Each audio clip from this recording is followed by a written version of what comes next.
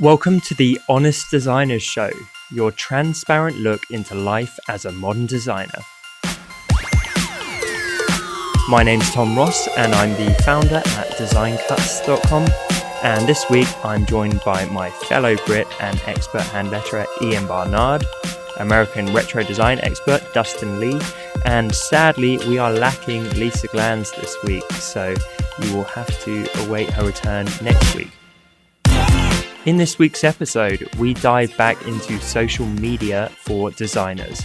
We cover a ton of stuff, from how to keep up with the ever-changing social media landscape, to how to boost your engagement, attract new audiences, and express your authentic self through your creative work on social. This is a good one, folks. Hope you enjoy it. So let's get into the show.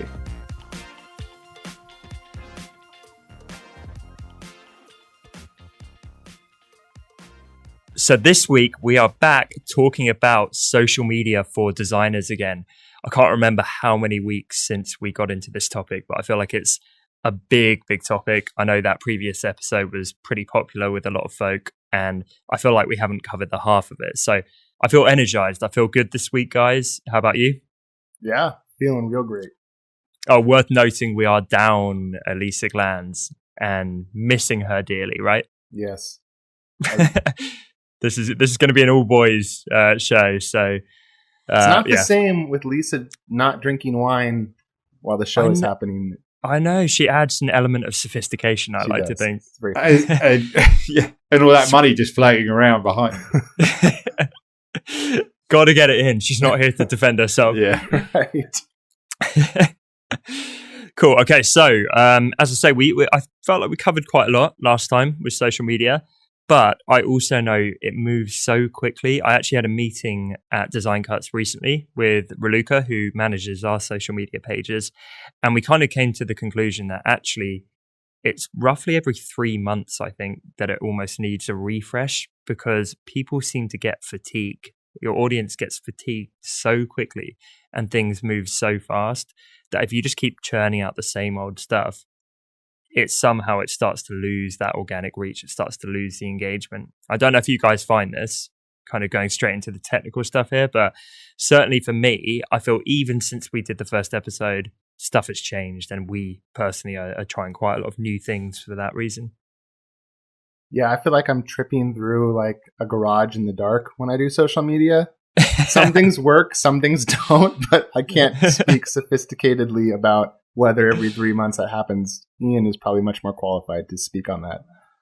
I'd say that I still feel like that sometimes, because like stuff you think, oh, this is going to work or this is going to get traction, doesn't, and then the stuff that you just don't think about and just post does. And so I think sometimes there's an element of this will definitely work, and sometimes there's an element of just making it up as you go along. Because I suppose like Instagram stories hasn't been around that long, so that's still new, and just seeing what works with that. And there's always new features. Like currently, you can now do a poll on it. Yes, no, or 2-option poll, and so that's a new thing that's come in. So you learn how to do that, but you also learn from seeing other people's stuff and what works for them, what annoys you, or what you enjoy doing of other people. Still from other people. It's the bottom line I think we're reaching here. I think that's a good point, though, when you talk about the polls on Instagram stories, which in a second I actually do want to ask you how the hell to do those, because I've seen them and I haven't fully looked into it yet. But I think that is also indicative, because it isn't just us putting out content and designers putting out content and their audiences becoming fatigued, but it is all users of these networks becoming fatigued. And so that's why Facebook and Instagram and Twitter and Pinterest and so on, they are constantly iterating. They're constantly refreshing, releasing new features, trying things, because otherwise people get bored. Because I think collectively our attention spans suck these days. And certainly if we are talking to a design audience here, I don't think it can be as simple as like, here's another piece of my work, here's another piece of my work, and just that over and over and over again for years. It can't be that static. I think you need to jump on these things. So Ian, you're very good at being an early adopter. For example, it might seem like quite a small nuance of Instagram, but just the ability to put these polls and stories, as soon as that came out, I like to stalk your stories quite regularly. And so I was stalking away, and I see suddenly you start doing polls like every day. Like how are they working out? First of all, like what kind of engagement are you getting on those? Yeah, it's fairly good. I think because they can. A lot of people use them in different ways, and I want to make sure that it's something that's clear that someone would benefit from choosing yes or no. Mm-hmm. Like I did one the other day, which was about what color. I had two colors of this new paint pen thing I was going to use on writing on this hat that I got, this black hat. And so I gave the options of the Miami green or the Clockwork Orange. And so that meant that people were voting to see the final outcome of what colour would be. So they had an involvement of a finished article. So there's a sort of a value there of they're actually in part of this. Mm-hmm. And I love that because we talked about previously how polls can be very effective for spiking engagement. So if you're a designer, we talked previously, put out a post and say, comment below A or B. Which logo do you prefer? Which color do you prefer? So I think the fact natively they can actually do that in a more traditional way of just clicking a button or swiping within a story, that's very, very cool. And that is something which people should explore. And I think that option of colors you've just pointed out, that's a perfect example of how designers should do this. But all the time, we want other people's feedback. We want other people's eyes on what we're doing. And so if we've got a poll, which one do you prefer? Like, involve people in that process. I just think that's really powerful for creatives. In the times that I've done that, this is a learning opportunity for me to hear Ian and you talk about it, because I'm not great at doing this, but that resonates as true for me, because I know when I have done that, it does really well. And then I don't know why. I'm just dumb. I don't do the things that work again on social media. It's like social media doesn't stick to my brain properly. Yeah. Because I've noticed, for instance, I did a caption contest where we did this like retro fidget spinner ad and said, put a caption to this. So many responses to it, and then we give a prize away for that, right? Mm-hmm. Or I did a video on scanning, and showing how I was making textures and stuff, and that did really well. And then I'll go back to not doing the things that did well. What's wrong with me? Okay, do you want me to get the list out? Do you plan out your schedule, Ian, or do you just each day? There's stuff I should do, which a lot of people do, which is plan out a schedule. This is what we're going to post for the next month. So mine is very haphazard. I just think on the day. I don't understand why I can't get into that mentality of planning. I'm trying to get into it with my YouTube stuff, because doing a social media post takes a lot less time than producing a video. Producing an actual video, that has to be edited and filmed and stuff like that. So I definitely recommend having like a schedule, because that would take out the stress of it. Mm-hmm. And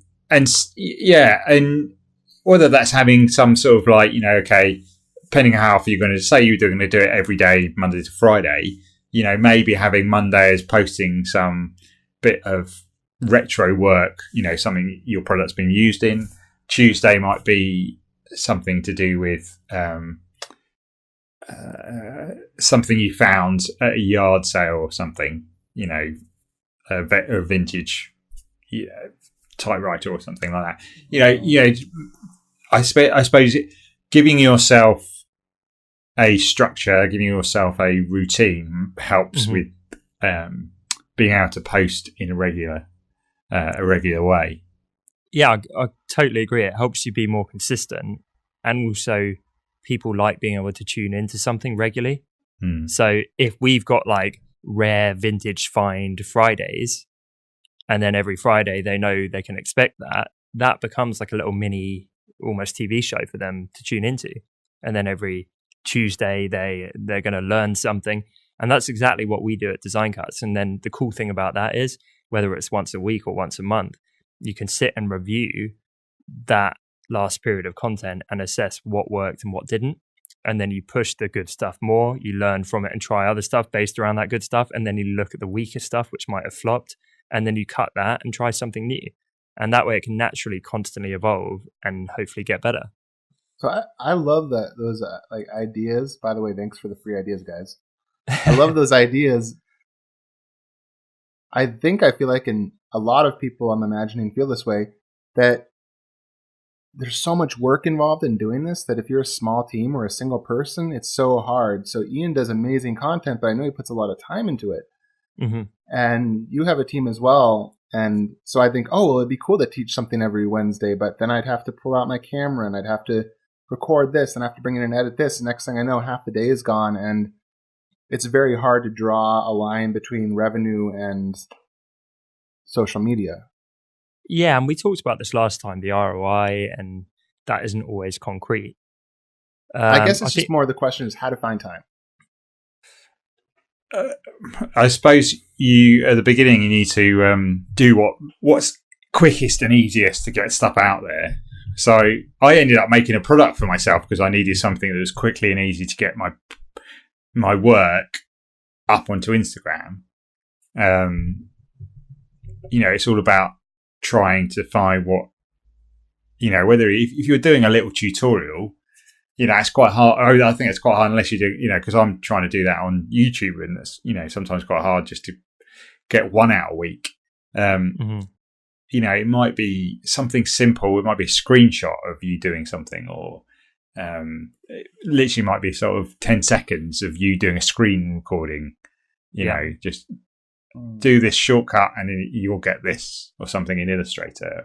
So it's not doing it on a camera, importing that onto your computer, editing it, exporting it, blah, blah. You just do it natively on your phone and it takes 10 seconds, like Ian says. Or another thing, instead of coming up with like a full 7-day schedule and monthly reviews, like I said, that's something you can absolutely build towards, but you could start with one. So maybe this idea of, say, random vintage object Friday, you start just adding those on Fridays and nothing else changes. And that's not a huge time commitment. And then not only that, but you can do it in batches. So if you're in a place where there's tons of cool vintage stuff, you could get enough photos for 2 months worth of content for that series in one day, just kind of pottering around and having to snap some stuff that you're looking at. And so before you know it, it's like, oh, cool, I got a little mini series going. I've got 2 months worth in the bank. I don't have to worry about that for a while. And then you just kind of see how that does. And then when you naturally scale it up, so say that starts working and then you add your 10-second video on Tuesday and you learn, actually, that's pretty doable too.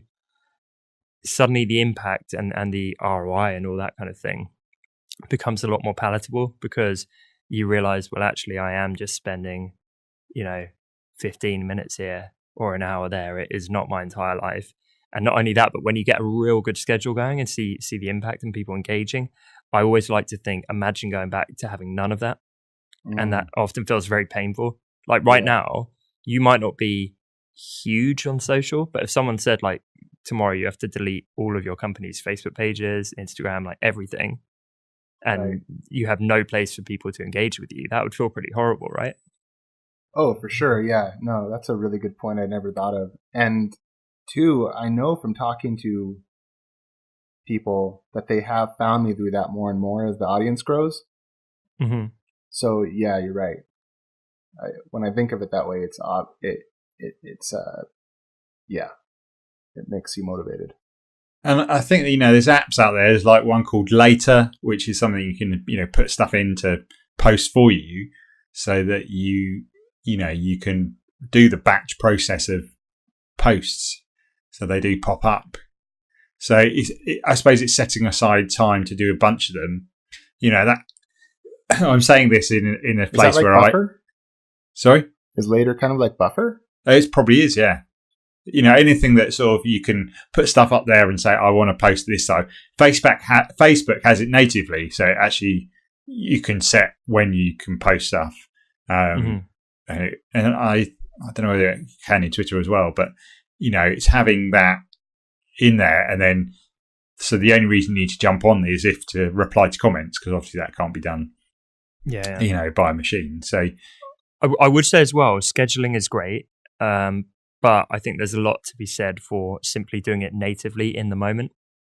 So I just got back from vacation and we had so many people or couples normally who were taking selfies and doing like the superposed thing in it. And my girlfriend and I were basically just giggling at them because obviously the end result, they'd want to look natural, but when they're there doing take number 17 and it's like an incredibly awkward angle for them and the whole thing is almost staged, it's quite funny. Yeah. So it's kind of like that, but for your business and not so lame. So if you're just out and about and you're having a great day finding some vintage treasures, then simply taking a photo and hitting publish, that doesn't need to be like a big daunting thing. It is literally just kind of documenting as you go around. Yeah, good point. Hey, speaking of that, you mentioned something that you didn't think was working. What are some other things you guys think are no-nos or just things don't do on social media? Okay, and let's keep this for designers, obviously. Nice and relevant. For designers. Can I say one which people might assume, but I actually think it's something that you should do?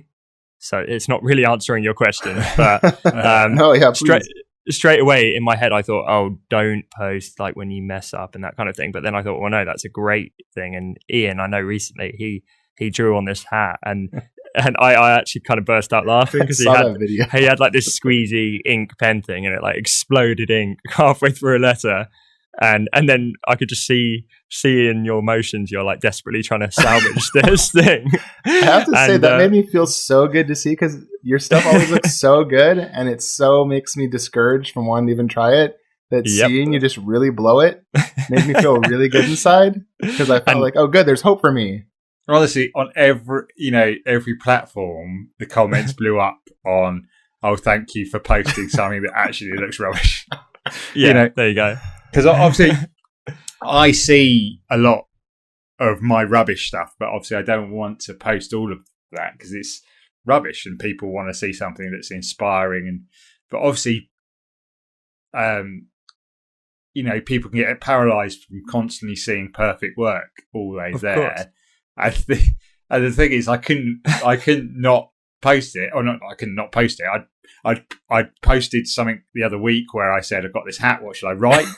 Then I posted the morning of, what colour should I do? These pens have arrived. I couldn't then just post nothing. I love the I build up. One hat. So just the build up for like squelch. No pun intended, you painted yourself into a corner. You had to do it. For me, I didn't want to post it. I thought I'd post it anyway. I knew that it's probably one of my least liked posts. Right, got the most commented. Right? Yeah, has been commented on it, and people love to see others fail a ton of times. So, yes. And so many people were just saying, "Oh, thank." One comment was just like, "What? Unfinished, unpolished bit of work." You actually do stuff that's not great, and I was like, "Yeah, this is a lot of what I do." But they were just really. A lot of people being really encouraged that I would post something like this because it means that to show that someone who's usually posting stuff that's finished, is showing the human side of the fact that actually I can really fail really, really badly. Yeah, the thing though is that a lot more people might have loved it, but to put a heart next to a big fail feels kind of rude. So sometimes you're about to heart something or like it, and you're like, that's not really something. Yeah, it's nothing about it that's good. Is why I'm so happy that Facebook did that thing where you hover over like and it gives you options for like an angry face or a smiley face. Because before it would be something where it's like, I want to engage with this bit of content because it meant something to me. But if it's like, oh, this kid is like really sick or whatever, and it's like, I like this. Yeah. And it's like, no, you want a response that kind of fits your emotions. Unhappy face, Exactly. And you know what? Too about that video is that like in talks and stuff like that would be such a piece of gold to put up there. People would love seeing that when you go talk and motivate people. I would want to see that. Like, please show me yourself stumbling and fumbling to make this work, so I know it's not just me. Yeah, and I think the posts that people enjoy the most, when you look through the discover bit on Instagram, you see all the stuff coming up, and it's a random bits.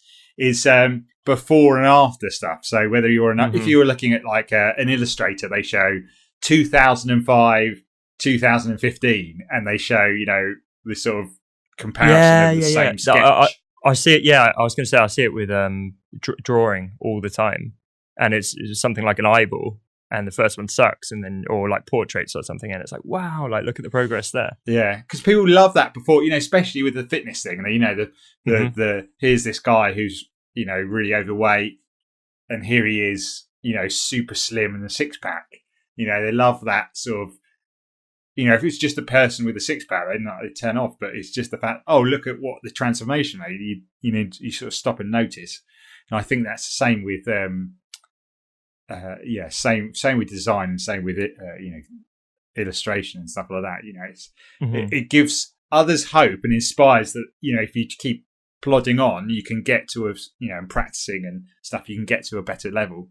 It's sometimes I just had two good ideas for your feed and hopefully other people's, and one abysmal idea. So I'm going to start with the terrible idea, which would just amuse me. Could you do a photo of like your torso and be like, here's the difference, like after 2 years of lettering, and it's like exactly the same.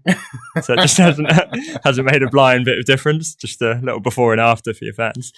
So that's the terrible idea. But I genuinely think, given the incredible engagement and response to your fail, if I were you, I would either turn that into like a weekly thing, which could be a funny thing of where it's gone wrong that week. You might hate what that does to your feed because it's not all beautiful. But it could be done in a funny way. So if it was a video, it could be like Freak Out Friday or something. And then like when you mess up, like imagine if you got that hat and were like, and like threw it across the room in frustration. Like that would be hilarious for people. It's like a spice. You just have to sprinkle it in every so often, It makes it all exactly. But I would share more of that if people are responding. Or another way you could do it is showing one of your beautiful finished pieces. But if that's like version 2, do that thing where you can scroll through multiple images, and when they swipe right or left or whatever, it shows like, here's the one that I messed up before I got to this. And so that way the top level feed looks beautiful, but it has the humanity behind it. So you kind of get the beauty and the engagement. And yeah. I have one to add to that. I think you should do a lettering piece, not in your office, but in your house, in the reality of home life, with your kids climbing all over you while you attempt to letter, while the reality of little kids climbing on you and screaming and asking for stuff is happening. Yes. So people can see what the lettering looks like when reality hits. That's a really good idea, actually. It makes me think of a very, very dark thing actually we learned at school, where I think it was Guy Fawkes, and they showed his handwriting like before he got caught, and then like after he got caught and tortured horrendously. And it like really disturbed me at the time, because afterwards it was like really shaky and like you could barely recognize it. So the kids climbing on you is like an innocent, family-friendly version of that. It's like the before and after. You've just been completely like transformed and like shaken up. Sorry to take it to a dark place there, guys. That's inappropriate. Yeah, I know, you went really, really quiet. Well, it's true. The before and afters are huge. I just did those talks down in Alabama, and when I did them, when I was telling my story, I start with a before and then an after. And it is a story, just of going from really failing to doing a lot better. And people love it. People so love to hear about struggles. Yeah, so they do. I think, or maybe it's just vulnerability, when we stop trying to pretend like we're, winning all the time. Yeah, just vulnerability and authenticity are huge. And you may think you're being authentic, but I feel it kind of comes down to, like we've talked about before, finding your style, or if you're a writer, finding your voice. And I think when you're putting out content, it's very easy to fall into a pattern of kind of echoing other people. And when you truly, truly find your voice, I think that does actually cut through, but it can take years. Well, and there's so much, it's like an echo chamber. I think of when I'm making stuff or doing even copywriting, there's so much of it that's all the same. And it's so, I've seen newsletters where it's just regurgitated the same thing. And I know this isn't design, but it happens in design too, where you just see it and you're like, oh yeah, that's been done a month. So much, it's almost just as part of the language. It's not even really interesting anymore. So when someone disrupts it, it like shocks you out of it. So like when Tom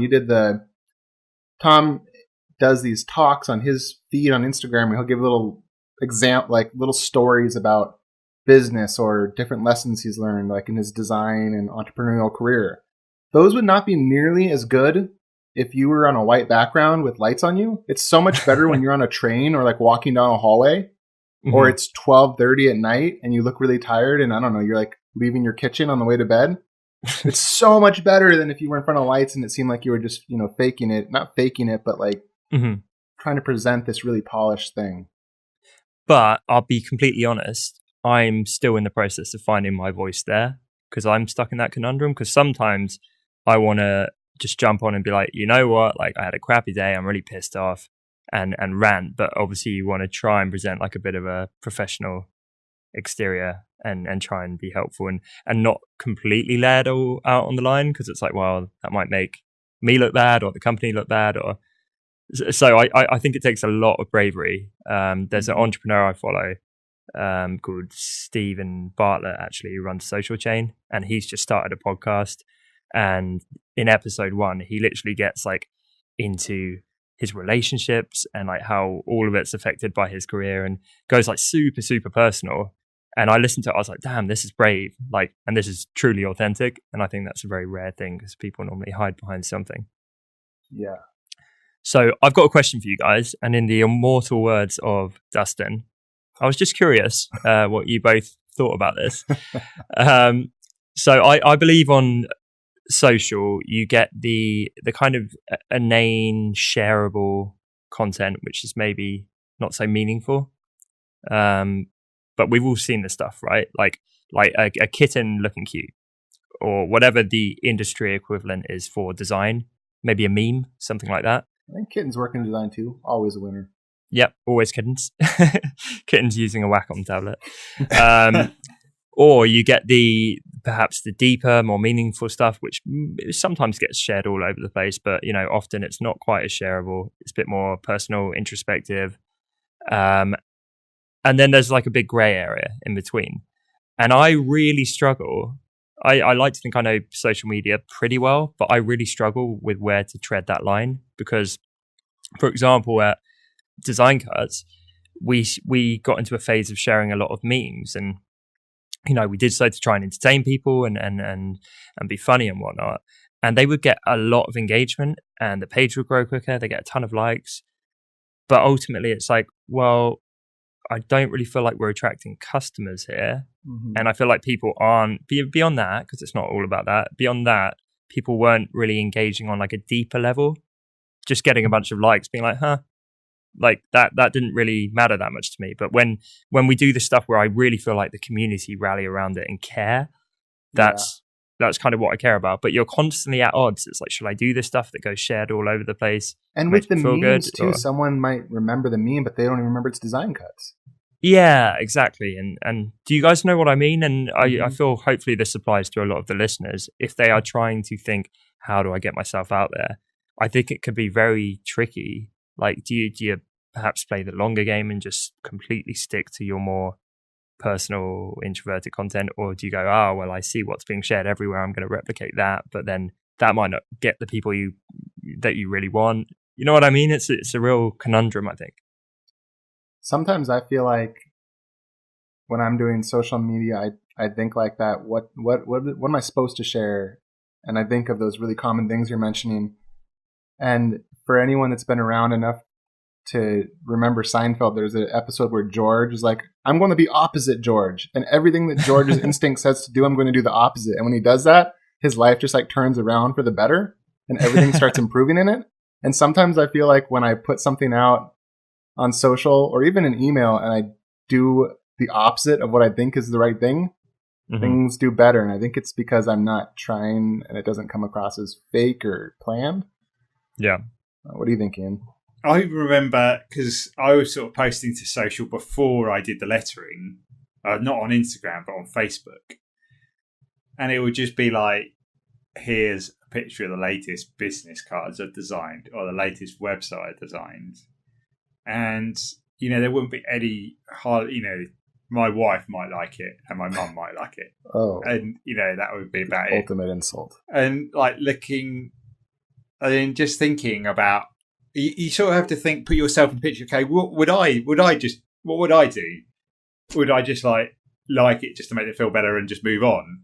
And I'm just thinking that actually, yeah, I probably would. And so you have to think, well, what is it that when you're scrolling through these things really stands out to you? And then think, oh, why? Why did I stop and look at that? Mm-hmm. And think, okay, so if I'm stopping to look at that, what in my feed do I want people to stop and look at? And, you know, and sort of get into the mentality of what it is other people are going to do. And I suppose that's what first fueled me into doing stuff that was slightly random, because it, you know, it's that sort of thing that it stops you like, oh, this is a bit different. It's like what, you know, you see popping up of like videos and stuff. You go, oh, I want to see what happens there. It's that sort of. Yeah, you're right. Because I do that all the time with yours. I'll see yours, and you do videos a lot, and I'm sure that's why. Because when you start to draw something, sometimes it actually really drives me bananas. Because you'll start to draw something, and I don't like. I want to continue scrolling, but I'm like, dang it! Now I have to see whatever he's going to write out. What is this word? And so it happens to me all the time. You're writing something, and I don't want. Like, I just want to keep going, but I'm like, I can't. Must look, see what it's going to be that he writes. Can't look away. So I think you're like some sort of genius at social media. I really think you are. Every time you say something, I'm like, yeah, that's really brilliant. Yeah. No, you've definitely got a knack for it, Ian. Because you're right. Which I think is why you're doing so well. I actually I'm trying to think about design more and more here. And there's a guy who I actually follow. And his handle is Jake and then Snake. Fry. So it's like Frye. So Jake Fry Designs. And he's doing a really interesting mini-series. He's a logo designer, and basically once a week he will redesign a popular logo, and he won't just show the final outcome, but he will show all of the stages. So quite often it doesn't start out that great, and then by the end of the week he's like, here's the final thing, and it's actually pretty cool. And that's an example where it, you know, it might not be quite as sexy as lettering, which is like the hot thing at the minute. But for logo design, which could be quite cold, that could be posting the business card and no one engaging. I think turning that into a little consistent mini-series, into brands which people connect with on an emotional level and kind of reworking them, it's a great way for him to drum up business and show off his skills and to kind of capture people's attention by doing something quite different and innovative. So for everyone listening, go and try that and render Jake's efforts far less unique. I'm kidding, Jake, if you're listening. I think you're doing an amazing job. But no, I wanted to give a shout out to him because I think that's how it should be done correctly. No, it's a good idea. It's good to have the like mini series, or it's good to jump on some of the bigger feeds, you know, like the lettering feeds or the type feeds, the design feeds that have a series going on, and jumping on that as well. Because if you get featured on that, and then you get a bit of an audience boost as well. So, what do you mean when you say jumping on a feed? So you have like there's Good Type is one of the biggest ones. They might have a series going on about it might be like Mental Health Week, which is I think this week, and they might be doing, you know, stuff around that. And so it might be a word to actually write out or design or something around it, and so you hashtag that special hashtag that they made for that, and then, you know, if it's good enough, it'll get picked and be pushed onto that feed. And so you know, a few of them are shown, you know, on Instagram stories, and so that's a great way of getting, you know, building your audience, you know, getting yourself out there and building your audience by going on some of these. Like there's at the moment it's October and they're doing Inktober, so you know, that's another thing to get on top of. So it's good to have these ones where you can attach yourself to. What's the best way to become aware of all of them? Following the feeds.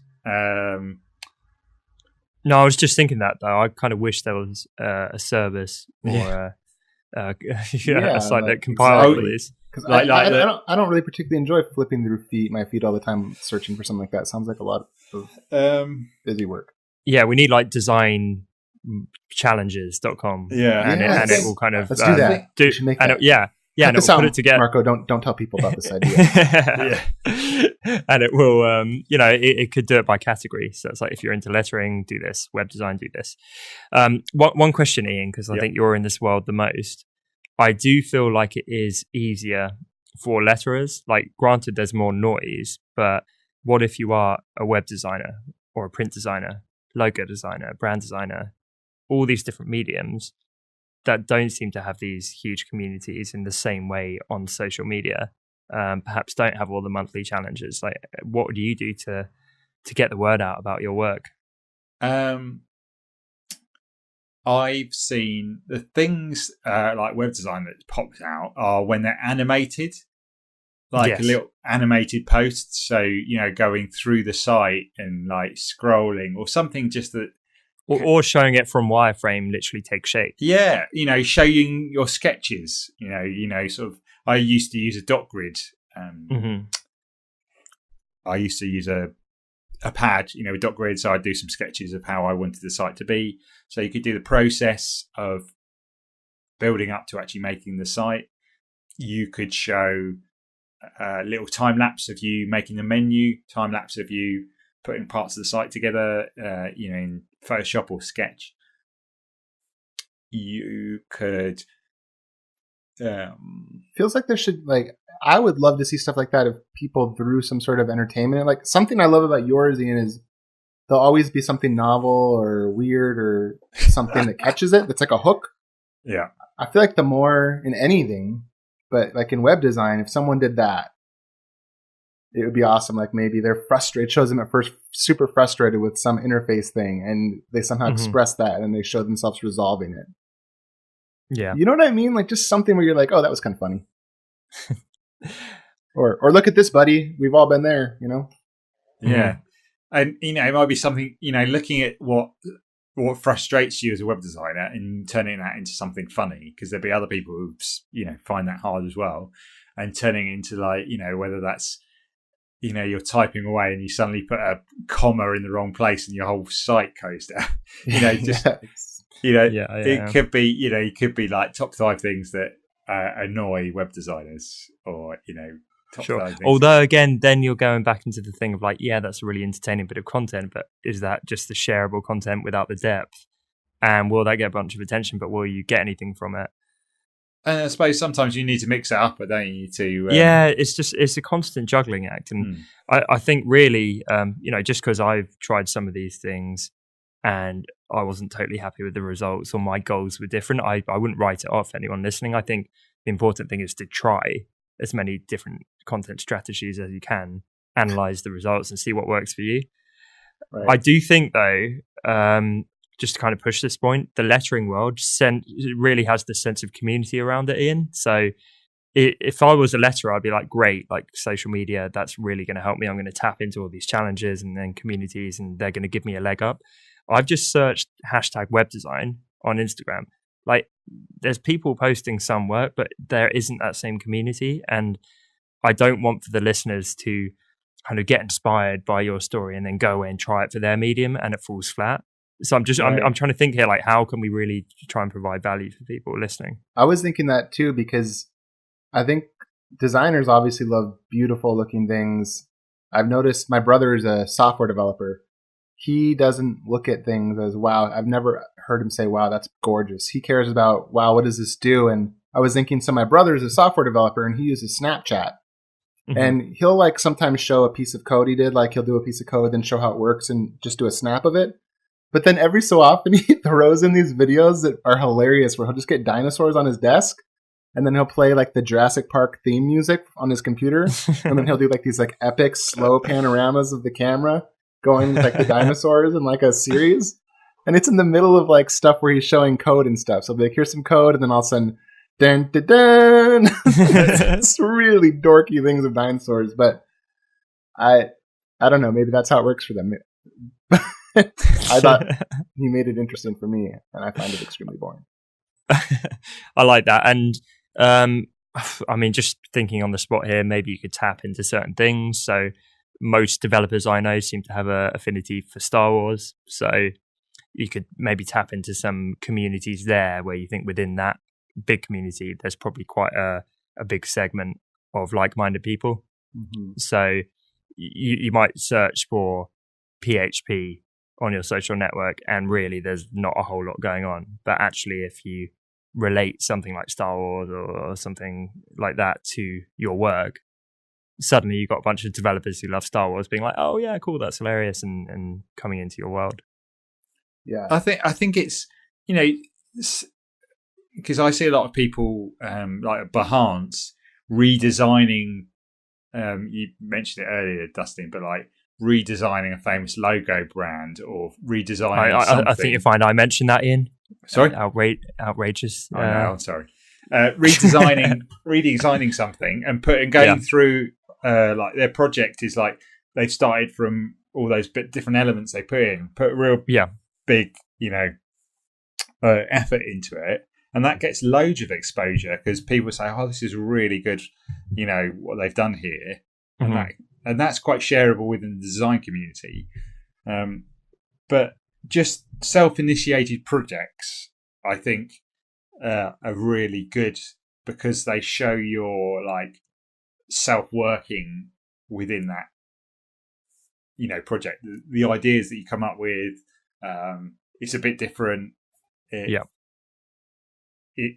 puts you into the mix as well. So, you know, a lot of my projects come out of the fact that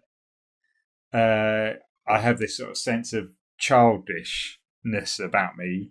And so, you know, the sort of drawing with vegetables or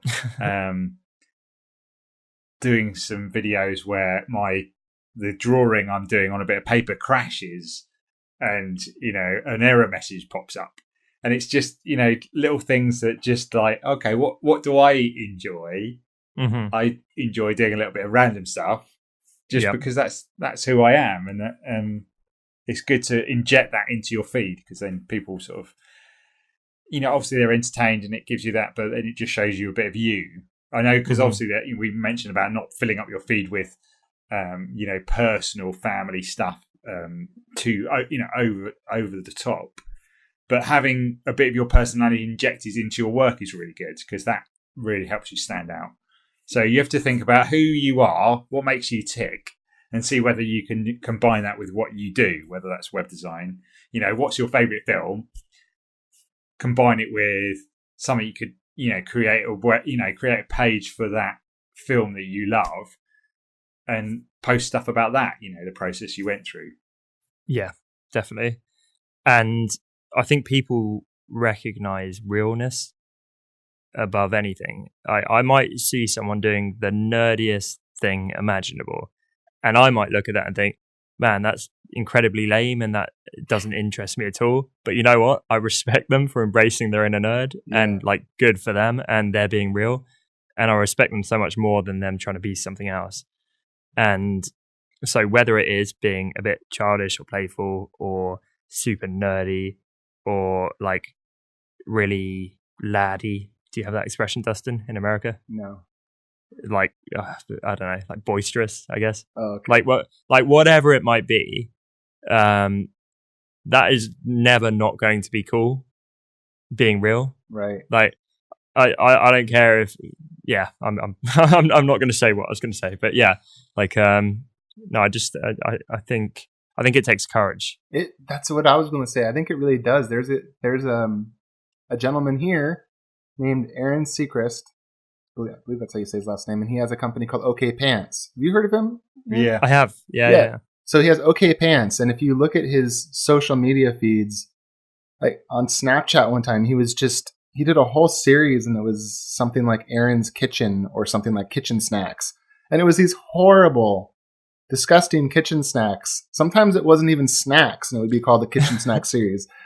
It had nothing to do with design, and then all of a sudden you'd see some gorgeous design from him put in there, but it was just, wow, that could go totally wrong. People could find that so, I don't know, like it could be polarizing. People would be like, dude, I don't want to see your kitchen snacks. But because of that, the people that do stick around like I did, I was like, I love this guy. This guy is the best. So I think it does take courage because if you're doing it right, I suppose there will be some people that will just unfollow or avoid you if you're doing it correctly. I saw, I forget his name, I'm afraid, but it was a American rapper the other day. And he's like this pretty massive fat guy. And he basically channeled his love of food as like a second love to rap into this kind of like urban cookery show, Right. and he was just like whipping up this amazing looking steak sandwich, but the whole time he's like swearing every 2 seconds, and he's kind of in like the rap persona, but doing this cookery thing, and it just worked, and I could see like it had really started taking off and getting shared around. That reminds me of have you guys ever seen Snoop Dogg when he narrates the Nature Channel videos? Yes. Yeah. Perfect, spot on. Exactly right, but that's fusing because he's a funny guy. Like he's known as being a funny personality, so that is fusing his kind of core thing with humor. Right. And I think there's so much to be said for kind of mixing two things or taking something from your personality and fusing it with what you do. Yeah. I think that's a way to stand out these days. It's just that, what makes you unique? What's the thing that, combining your unique personality with what you do will only create one entity of, who you are. And I think that's what you need to get into. It's just, it helps you to stand out rather than just trying to follow someone else who's, trying to be like, someone else's work. Mm-hmm. I think maybe a good way to think about it, think of some of the people you follow or your peers and try to describe them without using their name. So, all right, let's try this, and I'm going to give you a non-designer, but I follow someone, quite a prolific celebrity, and he is the hardest working man in Hollywood. He does these hilarious workout videos where he shouts focus a lot, and he treats his fans incredibly well and really cares about them. Tom Hanks. Rock. Oh, Ian nailed it. Yeah, the Rock. And my point is, if I was there being like, oh, it's the actor, the male actor guy, that wouldn't count for anything. But I think you almost need to do that on yourself. It's like, how would you describe yourself? How would someone else describe you? Because Ian, it probably wouldn't just be the letterer guy. If anyone went, oh, yeah, the letterer who, mucks around and draws with vegetables, they go, all right, Ian Barnard. That must be him. Yeah, exactly. And by the way, I love that, you went Tom Hanks there, Dustin. That famously ripped guy. But when you said nicest guy in Hollywood, I was like, oh, that's Tom Hanks. Yeah, no, he is meant to be a sweetheart. We love you, Tom. But yeah, it's true. It reminds me of the story I heard of Felix Dennis is his name. He's an entrepreneur from the UK, and he got the opportunity to sing with John Lennon. You knew John Lennon probably because he was rich somehow. I don't know. Mm-hmm. And he went in and sang, and he could sing like these soul tracks, amazing. And he went, kind of mortified to John Lennon, asked him what he thought, and John Lennon said, "Well, you really nailed those. You did those exactly how they're supposed to be done. But anyone can learn to do that. How are you going to be like yourself?" Mm-hmm. And that made me listen to Beatles music or John Lennon differently, because I realized it's not that he's the best singer; it's that he sounds like himself. Yeah, none of them are. Like all the biggest bands in the world, none of them are like classically, perfectly the best singers. Maybe something like, well, not even opera, because even then they're just injecting so much passion. Right. Like, yeah, same with pianists. It's anyone can kind of play the notes in exactly the right order and timing, but it's injecting that passion, and they will have their own personality, which comes through their music. And that totally fits with design. Mm-hmm. I think all arts. Yeah, 100%. So it's like how does your passion and your enthusiasm and your personality flow into your work, and then how does it flow from your work into your social media? Mm-hmm. And I really think that should become front of mind rather than just this arbitrary thing of I must post my work. I've done some work. I'm going to share it. It's like, no, the work isn't done when it's done. The work's done when you've kind of continued it into a creative way to then share it with the world. That's all part of the same project in my eyes. So funny. Social media was sort of started with the idea that everyone would just share their true selves, and then somehow it just got warped into this thing where at least I feel confined. Like I'm supposed to do these certain things. supposed to put 3 to 5 hashtags. I'm supposed to talk about this subject or put a how-to in front of what I'm saying or do this or that. You know, like there's all these confines in whatever you're doing. And then I'm like, man, I ignore everybody that does that. And I tend to you perk up when finally someone just is actually being almost lazier and just being themselves as opposed to trying to pull together all the rules properly. Like how much more interesting would social media be if everyone just was like, I'm just going to share what I think is cool and that's what I'm going to do.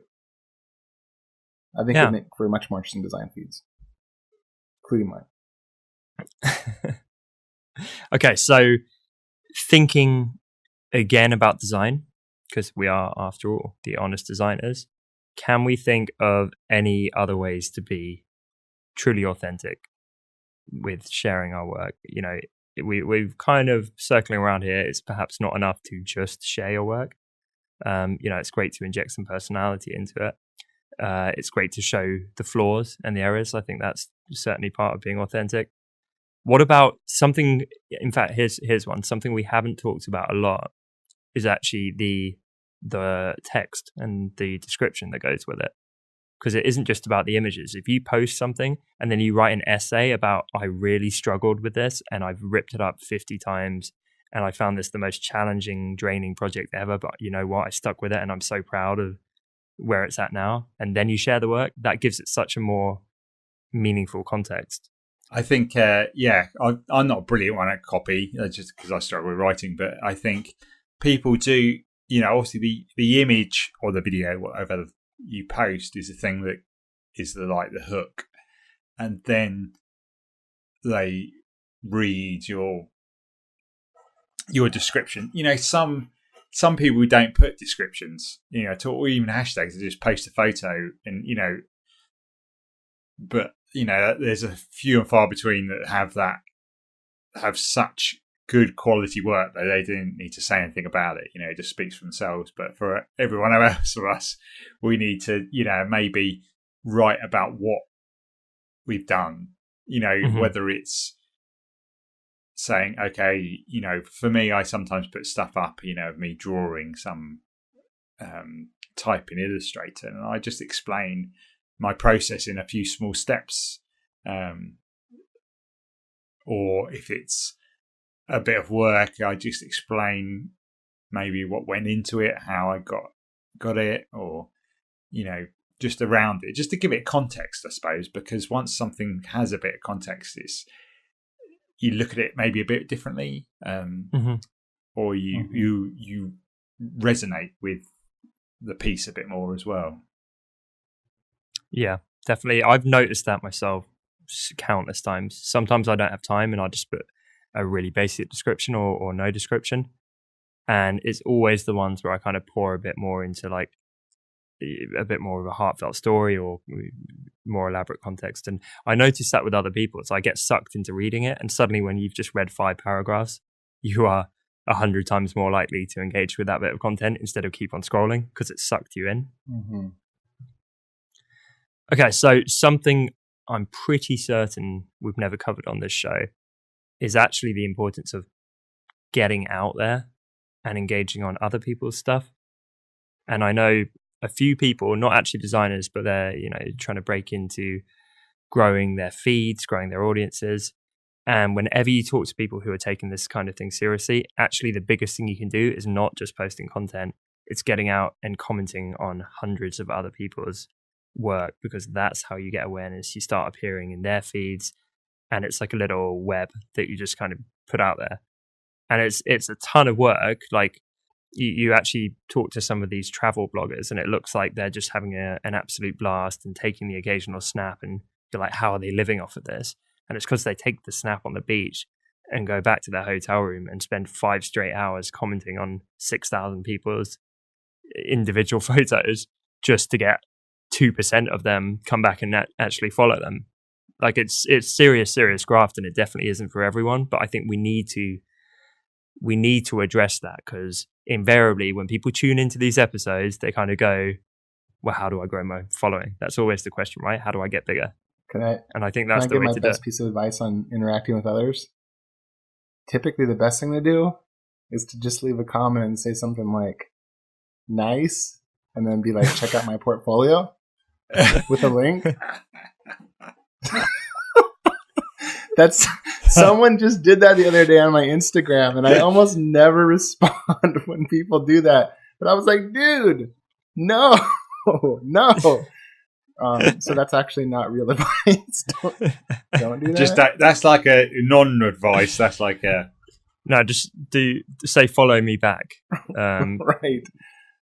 Nice PLZ, please PLZ my portfolio. Mm-hmm. Thanks. And something I've learned from years of experience, it's actually a lot easier if you get some kind of bot. You get a robot to do that for you, because the robot, you can go out with your friends and the robot can do that 50,000 times for you until you get banned. But that's a real life hack there. Cheap and affordable. The bots work for free once you purchased it nonstop. Sure, it's the way the world's heading. Anyway, we're all going to be replaced by robots, so they might as well do our Instagram networking for us. I might troll some designers because one of the comments, like a bit off. Riffing off Dustin's one, but they say, I'm a 16-year-old designer, please check out my portfolio, I need to get to work or something. I'll say, I'm a 38-year-old designer with 2 kids and a wife, please check out my work. Well, just respond to them. Yeah, it is a balance, right? Because if you interact with people, I think the interacting with people is useful, at least in my experience of doing it, when I just tell them what I like about it. Typically, I'm really simple. I'll be like, this is awesome, and here's something I like about it, and that's it. And sometimes people will say, well, write really compelling, like the best thing you can about their thing, so people will be curious to go see what you do. But I kind of feel like that's a little bit jerky too to do, because I see people. I don't know. Like, I know what you're doing, especially like if it's someone in my similar field. But when someone just legitimately is like, hey, man, we're part of the same group here. I like what you're doing. That's awesome. You make a connection with them as opposed to trying to use their platform to advertise yourself. Yeah, I think that's a good middle ground, but that's certainly more elaborate than just great job. Yeah. I think what you need is, you can go either way with this. You could comment loads, and then when they go to your feed or go to your portfolio, there's just not much there. And you need both. That is always going to feel a bit disappointing. I think, you need to back up. Like, if you're commenting on something, it may be saying, oh, this looks good, but this isn't working. Yet when they look at your feed and you're doing the same mistakes, or there's just not much there and it's all a bit, it's just not got any meat. I think then, people start to get annoyed maybe. And I think, you have to spend equal time on commenting and polishing your portfolio, polishing your feed as well. So that when they do come, or when someone comes because they see you commenting, they say, oh yeah, impressive. When I've clicked on people who've commented and I look at some of their stuff and I'm like, actually, this is really good. And I think my respect for them goes up a bit. Because, think, oh, actually, they do know what they're talking about, rather than saying stuff and actually they're not practicing what they preach. Definitely. I do know from experience, though, the commenting thing works. Because when I started my Instagram, it was Christmas, I think almost like a couple of years ago.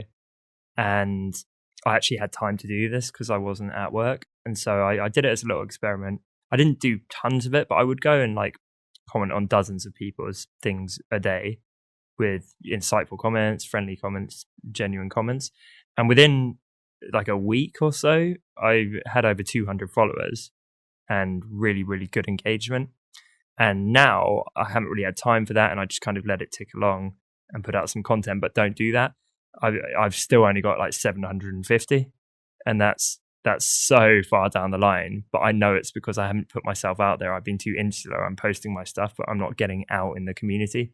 And I think for a lot of designers, that is the missing piece, that they just put their stuff out, live in their own little bubble, but don't go out and engage outside of that.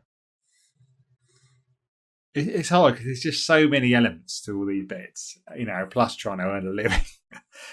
I know it's a nightmare. It's doing little pieces, and maybe giving yourself, back to the routine thing, giving yourself like, I'm going to go and comment and leave comments, first thing when I get in before I do my email. Or, I'm going to go and post something, then go and comment, then I'm going to get on my work. Mm-hmm. I think it's maybe giving a bit of priority in your day, but not enough that it becomes, because like what I've said in the past is that actually I've gone so far the other way that I've sort of lost traction with my sort of products I'm making, and sales are not as where they were, mainly because I haven't produced as many products, and that's because my focus has been diverted of me just constantly posting. And so it's trying to get a happy medium between keep posting but also keep making and creating, and fit somewhere in between. So well, just align your efforts with your goals and expect the results to generally follow. Yeah, because it's funny.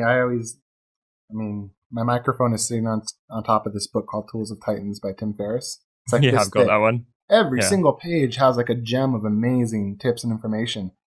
I can't apply it all. I can apply like one.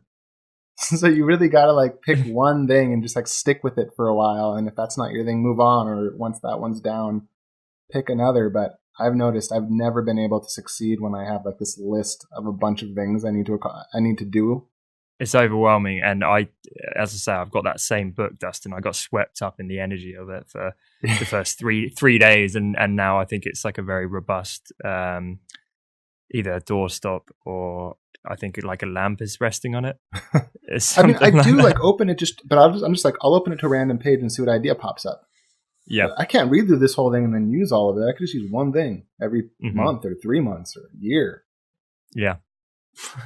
Another good book that Dustin recommended. What happens is Dustin reads them and then they pop up in his, because we're all on video looking at each other, I see in his backgrounds like it was Tinker Toys, which is all about it's a good book, creating new ideas and sort of mixing and matching ideas, removing stuff, adding stuff, and that to bring, which is great for a designer, because it helps you to think, how, especially on self-initiating projects, whether that's you're making a product, maybe that's making your post, it's thinking outside the box of, what can I do with, okay, I'm going to take this font, combine it with this font and see what I can come up with, or this picture and this type. And, I think, so that's a really good book. It is a great book. Or they'll do weird things like they'll be like, take something away. Subtract something. Always good advice for design. Yeah, and so it's like this big book of just lists of ways to systematically generate ideas, which is... Yeah, that sounds cool. Pretty cool, yeah. Dustin, you need like an Amazon affiliate link. The amount of stuff you recommend to us guys and beyond. I do. I've actually been making a killing. Or a little Dustin's bookshop where he recommends, he just goes through, his top 5. That could be a post for you. Just spread out your top 5 books that will help you to, generate ideas. That's why, or just a book, just hold it up in a nice pose. Like an Instagram? Yeah. I guarantee if you do that, you can get a couple of comments from me and Ian just saying good job. Yeah. Yeah, I definitely get that. You post that, I'll definitely give it a heart. But is that stuff like, is it too off the nose, or is it still make sense, especially when you're in a niche thing? Well, even for you, like for lettering, like, is an idea book for you too much off of the lettering thing? Would you take a picture of the Tinker Toys book and put it on your feed? I tell you what I did. That's a really good. I do every so often.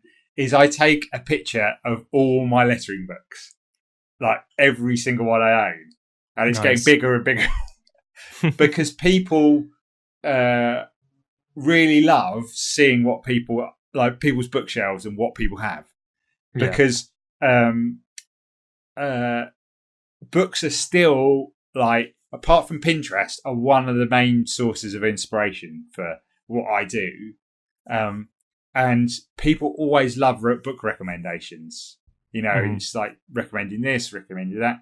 And it might, maybe you could do one on retro books, because I know there's like, there's quite a few of them about, especially there's like vintage typography is quite, or like vintage signs, shop signs from around the world, stuff like that. And maybe do a stack of them and just say, these are the ones I really enjoy and I get a lot of the ideas from. There must be some books that you've got. Well, we actually did something similar to that. So I have a bunch of retro books I really enjoy, and I did a giveaway on my social media where I said, win, it was like $200 worth of books, Aaron Draplin book, House Industries, all sorts of cool books.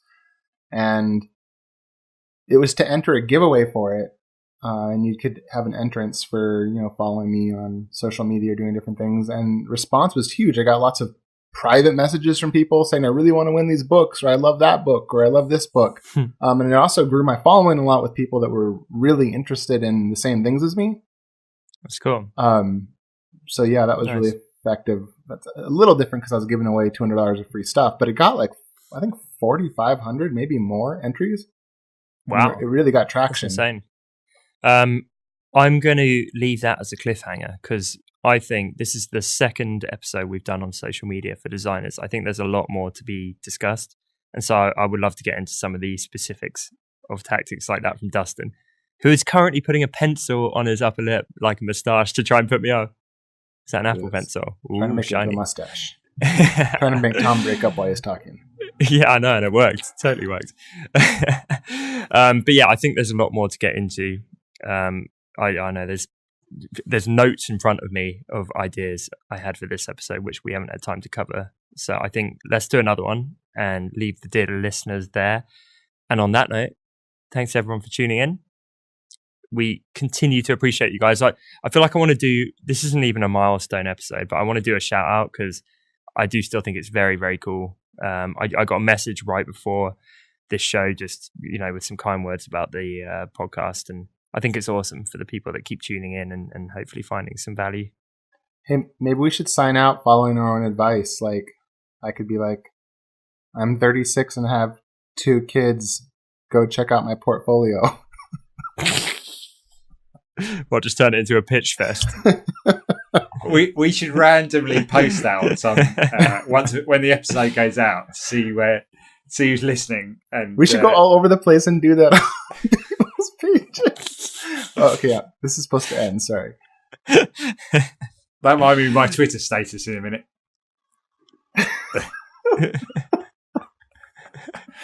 Oh gosh, sorry. Anyway. It sounds like a singles ad. I'm a 32-year-old man with 2 kids. Looking for... Please check out my Please with the Z, check out my portfolio. PL. Exactly. Stay classy, folks. An example of what not to do. And we will leave you there with the wisdom from Mr. Dustin. We'll see you next time. Bye. Bye. See ya. Thank you so much for listening to this week's episode. We hope that it gave you lots of tips for how to benefit from social media as a designer. As always, you can find full show notes over at honestdesigners.com or find us over on iTunes by searching for The Honest Designers Show. If today's episode helped you, then it would mean the absolute world to us if you took just a moment to leave us a quick review over on iTunes, as this is the best way for other designers to discover the show. Thanks again for tuning in, and we will see you next week right here on The Honest Designers Show.